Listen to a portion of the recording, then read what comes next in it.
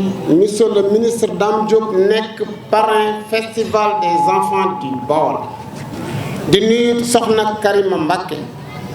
nekk la marraine festival des enfants du Baol di nuyu ñenn ñi nga xam ne cëralal leen bés yi waaye rawatina daje boo gis képp ko la ko fa teewal jàpp nga ne bés bi lu ko ñor la di nuyu bépp wala di jaajëfal bépp partenaire bu fi nekk ndax buñ demee ba am kattan ak doole am yenn yuñ taxawal bokk si na si partenaires yi nga xam ne accepté nañu gunge ñu si festival bi kon ñu ngi leen di jaajëfal lu bare bare di jaajëfal it comité d'organisation bi nga xam ne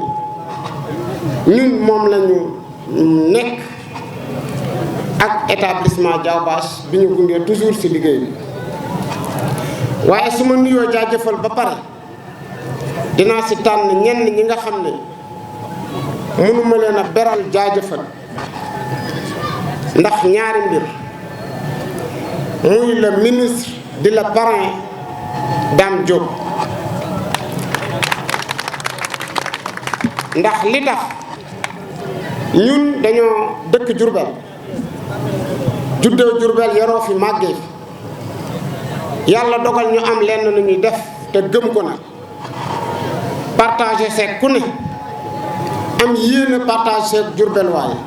parce que kenn ku nekk bëgg nga lu manqué Diourbel nga yëkkati ko indi ko waaye liñ def pour indi ko Dame Diop dooleel nañu kàttanal ñu sur tous les plans ci communication ci financement ci lu bëree bëri kon loolu bu ko defee defal na ko comité d'organisation waaye defal na ko Diourbel yëpp ba pare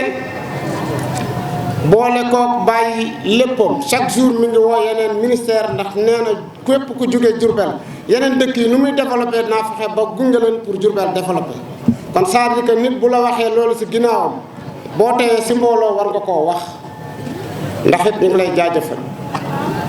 di jaajëfal it soxna Karima Mbacké la marraine ndax taxawaayam am na solo muy borom këram chaque instant mi ngi suñu wet di ñu gunge di ñu cadrer aussi kon ñu ngi lay jaajëfal lu baree bari di jaajëfal Jomaa Jum defe naa ne barki démb boo njaay rek déplacé wu na ak ay nitam ñëw déplacé xool ci xale yi kon boog loolu boo ko defee defal ko ko établissement Diaobâche defal nga ko comité d'organisation waaye defal nga ko waa Diourbel ak xale yi te defe naa li ñuy def it defaluñ ko kenn lu dul xale yu ndaw yi ndax kenn ku nekk xam na ni bépp dëkk boo dem seeni doom am nañ fu ñu épanouir am nañ fu ñu fooyee mais sauf Diourbel kon bu ñu amee xalaat comité d'organisation di ko def képp ku ñu ci gunge muy ci xalaat ci wax ci doole kon boog dañuy jàpp ne ni ñu amee yéene ànd pour doxal Diourbel am nga yéene gunge ñu loolu ci cadre bi ñu ngi leen di jaajëfal lu bare bare di jaajëfal tamit suñu waajur wu jigéen ak samay dëkkandoo yi nga xam ne déplacé wu nañ bàyyi lépp ngir journée lancement bi kon boog ñu ngi leen xamal ne tey moo nekk journée officielle programme festival des enfants parce que mi ngi commencé le 22 jeex le 31 décembre te chaque jour programme la am na lu ko accompagner te Diourbel waaye chaque jour ñu ngi déplacé wu di ñëw kon boog ñu ngi leen di jaajëfal di leen gërëm di leen sant asalaamaaleykum wa rahmatullah maa ngi nuyu invité yi fi teew yëpp di jiital ci nuyoo bi suñu ministre Dame Diop ak ñi mu àndal ñëpp délégation bi mu àndal ñëpp macha allah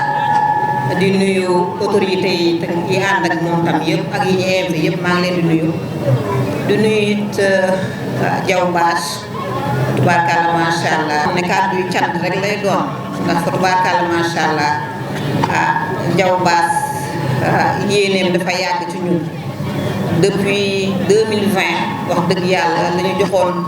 honneur ñu nekk marraine cérémonie bi foofu yàlla li dox ci diggante bi yëpp tax waaye terewul rek mu mottali yéene boobu ñu koy sant bu baax ci loolu di ko santaale tam ci turu Cheikh Sidi Diop fa tubaarkalla macha allah ndax tey amoon na yéene ñëw fa tubaarkalla Jaw moom nitu jàmm la nit ku dal ba pare am initiative ndax xam nañ ne initiative dafa jafe nit dina bëgg sax waaye du am fit te ñëpp xam nañ organisation ni mu méttee waaw wala ñun ñuy bokk di organiser xam nañu organisation dafa métti waaye moom mu jàpp rek téew bàyyi ñuy ñaan suñu borom nag may ko ndam ci li muy def lépp rek ñuy sant tamit suñu ministre Dame Diop ndax fa tubaarkalla macha allah moom it détails yu baax yëpp ñu ngi daje foofu kon moom it ñu ngi koy ñaanal jàmm di ko ñaanal li muy wut tam mu am ko tam doon njiglaay may sant tam suñu partenaires yi nga xam ne ñun la ñu bokkal tamit liggéey bi ndax fa tubaarkalla macha allah Jaw Baas initiative am bi moo ñuy permettre ñun société yi tamit ñu mun a exposer suñuy produits ba nit ñi xam ñu mais aussi ñu mën a may possibilité suñuy personnel ñu mën a amaale expérience à travers foire yi mais aussi à travers produits yi nga xam ne moom la ñuy wane mais en même temps di ko jaayaale kon nag mu nekk initiative boo xam ne yu bëree bëri daal da ciy génn ñuy ñaan nag suñu borom di ko kàttanal ba muy mën di ko mën saa su ne may sant tam nag ñi ma àndal yëpp ndax ñëpp xam nañ ñun tey dañoo xat waaye nag Jaw moom wax dëgg yàlla lu ñu am yitte moom day bokk ci biir yitte yi waaw kon nag ñuy wàccee suñu kàddu ci ay cant may santaale sama équipe waaw di si joo groupe nga xam ne moom tam fa tubaarkàlla macha allah suñu directeur général lépp lu mu xalaat ne bu ko indee Diourbel wax dëgg yàlla ñu koy dégg fu sori muy produit de qualité.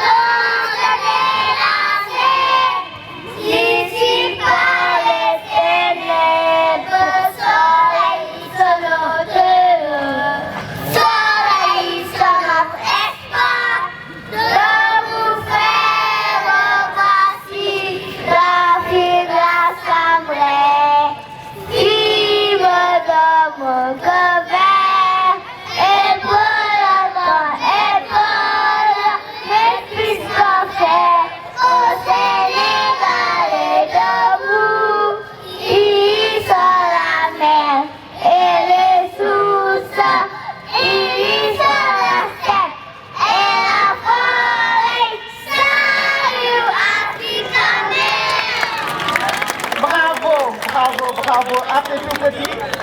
monsieur le ministre, c'est des tout petits, mais on voit... Merci beaucoup Alhaji Bara, jërëjëf Sokhna Penda Cissé. Monsieur le gouverneur de la région de Diourbel,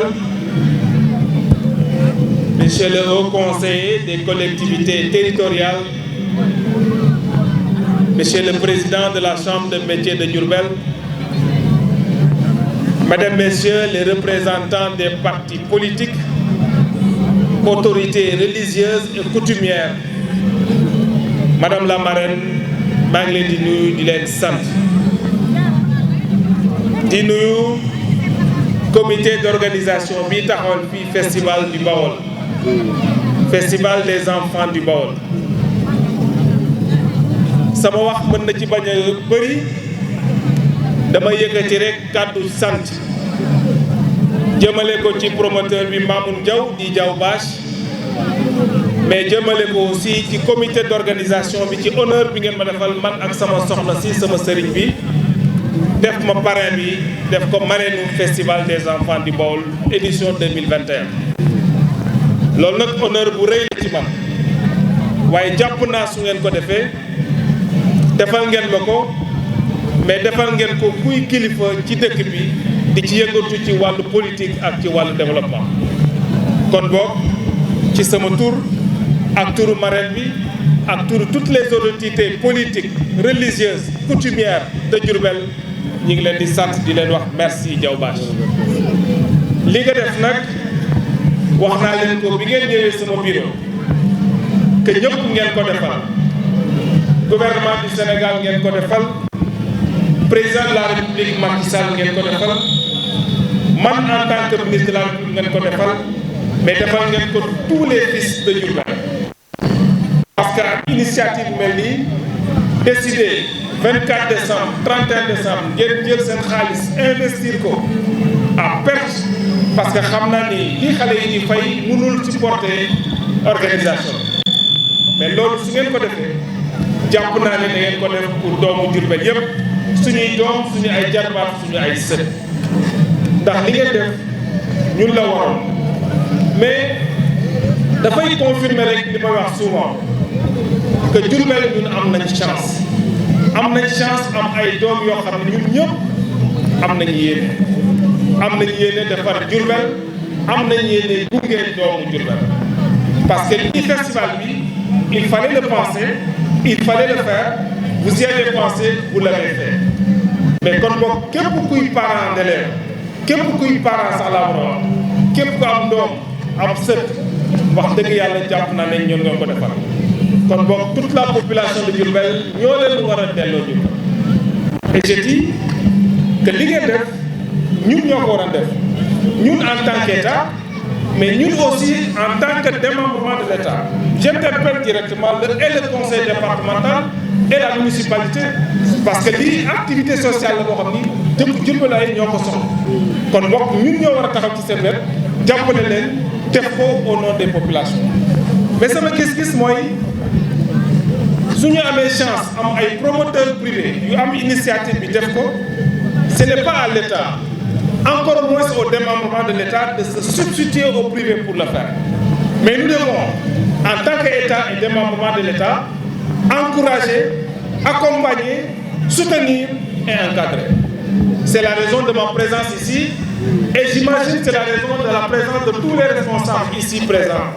Et je vais en citer un. Vous l'avez dit, mon frère, mon petit frère et ami, Diomaye Dioum. Quand vous dites que Diomaye bëgg nga dëkk bi yaa ngi jëm ci dëkk bi saa yu demee ci mel ni tase ak yow. Et vous auriez pu dire que vous êtes dans l'opposition, amuloo benn ndombo tànk, mais li ëpp solo c'est pas ce qu'on donne, mais li ëpp solo c'est de porter le projet et d'assister les populations te yaa ngi koy def. Mention spéciale petit frère, je voulais te féliciter pour ça. kon mbokk li ngeen def ñun ñëpp dañ ci war a teg suñu loxo muy autorité muy état muy démembrement de l'état muy collectivité territoriale dañ ci war a def parce que foo dem ci dëkk bi foo dem ci Sénégal ndawal su jotee dinañ gis suñu communauté yi suñu collectivité yi taxaw ci wetu population kon boog félicitation en tout cas tant que ñun ñi ngi fi di ko mën du ngeen ci wet dinañ ci ànd ak yéen parce que jàpp naa ne defalu leen ko seen bopp mais vous le faites pour l'ensemble des fils et des filles de Diourbel ñi nga xam ni soxla nañ ko parce que ku leen xool fële nga xam ni ñi épanouir loolu je parle sous le contrôle du professeur Pape dafa bokk ci li formé xale kon boog lii am Dakar comme je dis souvent lii am Paris war na am Diourbel te mun na nekk parce que waa Paris waa Dakar ci nii lañ tàmbale woon mais seen ay autorité jàppale leen ba tey ñu yóbbu ko certain niveau moo ñu war notre devoir c'est de vous accompagner c'est de vous soutenir c'est de vous encourager c'est d'être à vos côtés parce que il y va du bonheur de la population de Diourbel ñun waruñu ñee kenn parce que yàlla may nañu xalaat bi may nañu xam-xam bi may nañu yéene bi li ci des rek c'est de l'organiser en vous soutenant en tant que promoteur privé parce que c'est pas notre rôle nous de le faire mais yow yaa ko war a def les privés doivent le faire mais on doit vous accompagner et vous soutenir kon boog maa ngi lay féliciter bu baax di ñaan yàlla édition yi di ñëw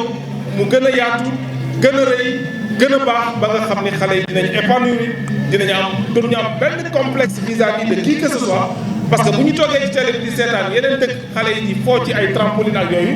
mais mën na am benn sentiment d'infériorité amul parce que yàlla dogal na ne ñoom kat ñi ngi ci li ñu war a def jàng école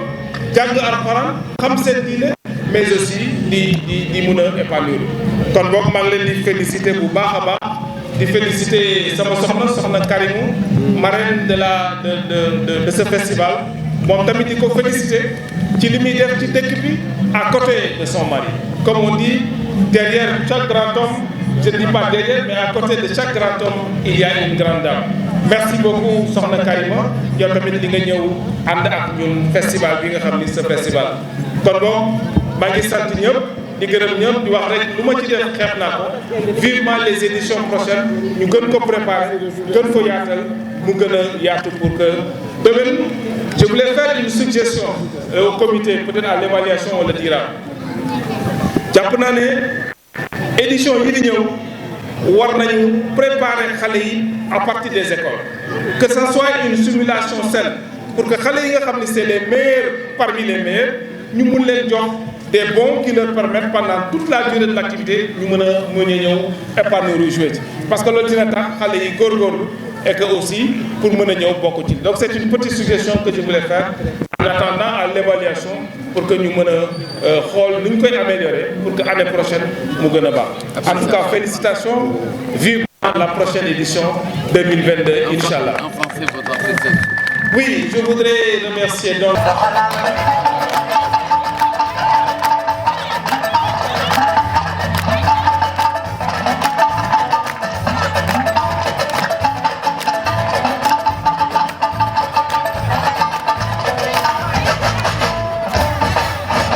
Salajere,